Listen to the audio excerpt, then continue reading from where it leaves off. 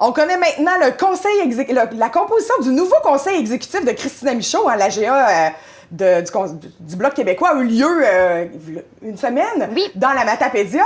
Donc, elle a publié qui était sur son nouveau conseil exécutif. Il y a une nouvelle personne, comme vous voyez à l'écran, on va voir une photo. Oui. On a Mme Thérèse Sagna, qui est la vice-présidente maintenant.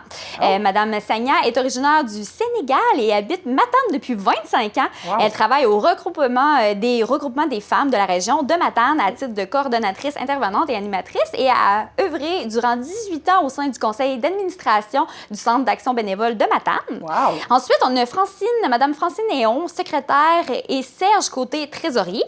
Madame Héron est originaire de Saint-Vianney et M. Côté des cantons de l'Est. Ils s'impliquent au Bloc québécois depuis 2006 et sont des indépendantistes de la première heure. Oui, tout à fait. C'est des Matapédiens qu'on connaît pas mal. Par la suite, on a Mme Ariane Caillé. Caillé, c'est A-Y-E-R, oui, je pense qu'on dit. C'est la conseillère. Ariane est originaire du Kamouraska, mais s'est établie en Gaspésie il y a 2 ans afin d'y pratiquer le droit. Elle est impliquée dans le mouvement indépendantiste depuis l'âge de 16 ans. Donc, très jeune, ayant notamment été présidente de l'aile jeunesse du Parti québécois de 2015 à 2017.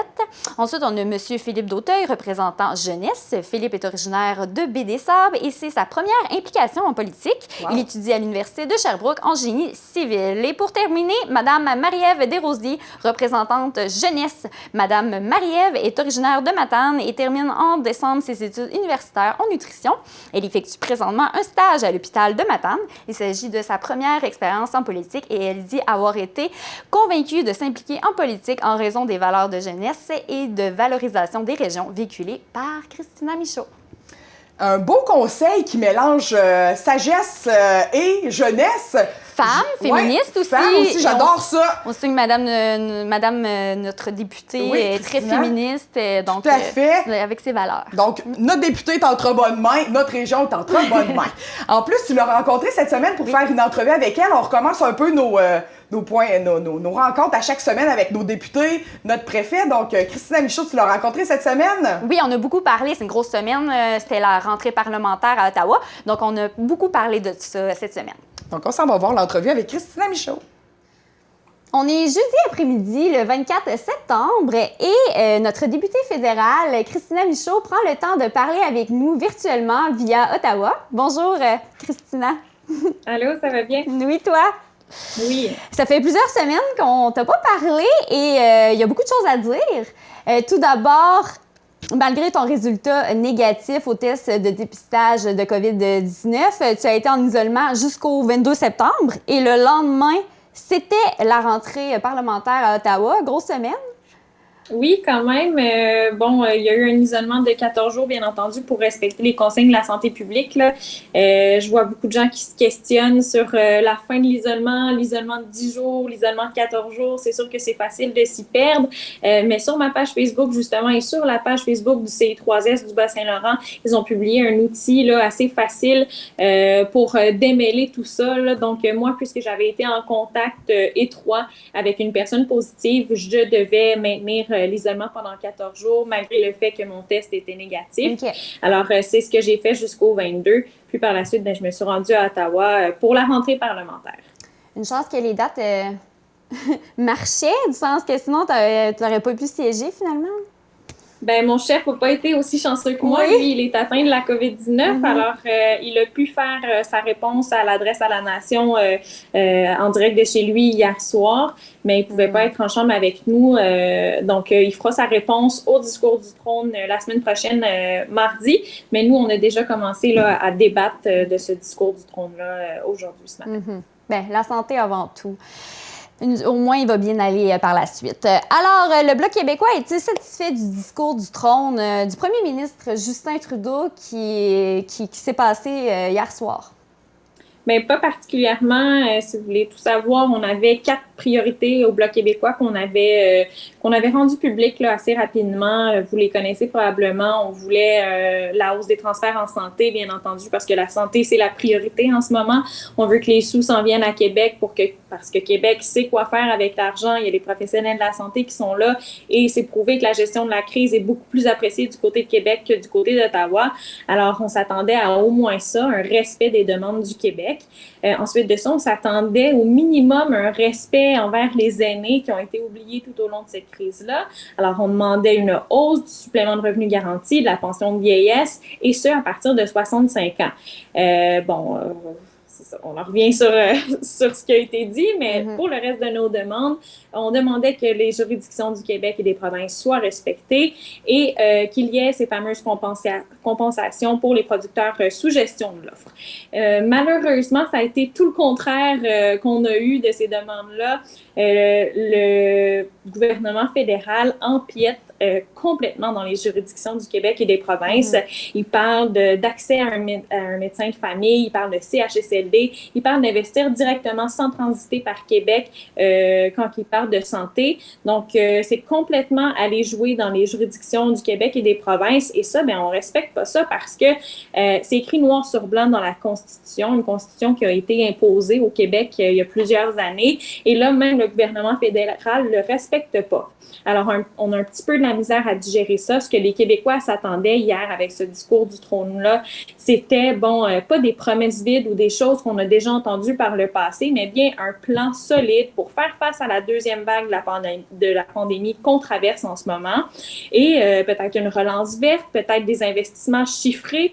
Là, on avait un beau texte, là, c'était bien écrit, c'était très bien lu, mais des paroles vides. Il n'y avait rien là-dedans qui pouvait satisfaire le Québec. Alors, bien entendu que le Bloc québécois est très déçu. Le premier ministre du Québec l'est aussi. Là, c'est assez historique de voir un premier ministre répondre, envoyer un tweet avant même que le discours du trône soit terminé, là.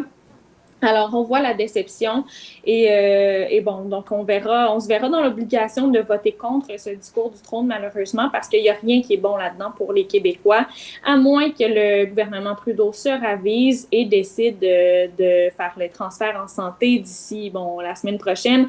Peut-être qu'on changera d'avis sur notre vote pour le discours du trône, mais d'ici là, s'il ne fait rien, eh bien, malheureusement, on ne pourra pas être en faveur de ce discours du trône-là.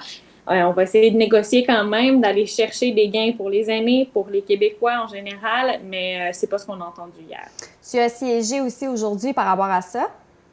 Oui, exactement. Donc, les débats reprennent en formule hybride, bien entendu, un peu à l'image de ce qu'on a vu pendant les derniers mois de pandémie, avec des députés en visioconférence et quelques députés en chambre. Là, on a des sièges à signer, donc c'est 8 députés au maximum pour le Bloc québécois, une trentaine du côté des libéraux et quelques-uns, conservateurs, NPD aussi, pour respecter les mesures de distanciation physique.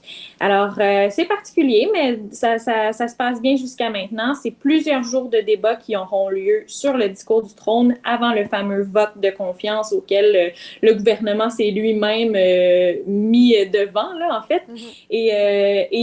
Et c'est une belle joute parlementaire ou politique qu'on a vue hier avec ce discours du trône-là et par la suite l'adresse à la nation là, pour qu'un premier ministre décide de prendre l'antenne, là, les chaînes télévisées, une soirée pour s'adresser aux Canadiens ou aux Canadiennes. C'est quand même gros. Et ce qu'on a vu de cette adresse à la nation-là, c'est pas grand-chose. Des choses qu'on avait déjà entendues auparavant. Là. Des consignes de porter le masque, de se laver les mains, de télécharger l'application pour la COVID-19. Alors, on se demande plutôt si c'était pas un temps d'antenne du Parti libéral du Canada plutôt que du gouvernement, là, de notre gouvernement fédéral qui nous dit qu'il n'y avait rien de neuf à nous apprendre. Alors voilà, il se met devant ce vote du discours du trône-là. Ce sera à nous de l'appuyer ou non, mais pour l'instant, ce qu'on a eu, ce qu'on a entendu, c'était pas suffisant. Et on ne sait pas encore la date limite quand vous allez décider finalement si vous embarquez ou pas. C'est le gouvernement qui est maître de ces actions-là, dans le sens où il y a plusieurs journées de plusieurs heures de débat sur le discours du trône, et c'est le gouvernement qui décide le calendrier. Okay. Alors, il pourrait tout mettre dans les prochaines semaines, ou il pourrait mettre la dernière journée de débat dans plusieurs mois, ce qui ferait qu'on voterait dans longtemps. Là. C'est vraiment lui qui va décider de ça. Et ce qui nous donne un bout de bâton ou un jeu pour justement avoir le temps de négocier avec lui pour améliorer, pour amender le discours. Mais c'est ça. Ça se peut que ce soit bientôt, ça se peut que ce soit dans plus longtemps, mais une chose est certaine, je pense que tous les partis s'entendent pour dire que c'est pas le bon moment pour de nouvelles élections en pleine pandémie mondiale. Je pense que la priorité, c'est la santé, la sécurité de nos gens. C'est pas le temps d'aller faire une campagne électorale, pas du tout. Effectivement. Par rapport à la vallée de la Matapédia, maintenant, un programme Nouveaux Horizons pour les aînés. La date limite, c'est au mois d'octobre, je crois. Oui, en effet, mais en fait, vous avez peut-être vu qu'il y a eu des beaux investissements dans les derniers mois, les dernières semaines, via le programme Nouveaux Horizons pour aînés. Plusieurs organismes de la région avaient appliqué, puis avait, suite aux annonces du gouvernement qui modulait le programme, avait réappliqué pour modifier leur projet pour l'adapter à la COVID-19. Donc, si c'était pour les aînés, par exemple, il y a des organismes qui ont acheté des tablettes pour leur permettre d'avoir un contact virtuel avec leurs proches, par exemple. Alors, il y a eu des belles subventions de plus de 120 000 $ dans le comté quand même. Et déjà, c'est le temps de proposer des nouveaux projets pour l'année prochaine, 2020-2021. Alors, l'appel est lancé depuis déjà le 9 septembre et c'est jusqu'au 20 octobre la date limite. Donc, si vous avez des projets, c'est surtout pour les organismes communautaires, en fait, là. Donc, si vous avez un projet en tête, vous avez besoin d'aide pour remplir les formulaires, tout ça, n'hésitez pas à appeler à l'un de mes bureaux. Le bureau d'Amqui est toujours disponible. Ça va nous faire plaisir de vous aider. C'est quand même des grosses subventions, là. Ça peut aller entre 5 et 20-25 000 $. Alors, ça donne un bon coup de main pour des organismes communautaires qui n'ont pas toujours un si gros budget là, pour aider les aînés. Effectivement. Et présentement, ils en ont beaucoup besoin, les aînés. Bon, bien, merci beaucoup, Christina Michaud, députée d'Avignon, la métisse Matam Matapédia. Merci de s'avoir entretenu avec nous. Puis, on va te laisser à tes occupations, puisque je présume que tu as un horaire assez chargé présentement. Oui, merci beaucoup. Merci beaucoup, à bientôt. Bye.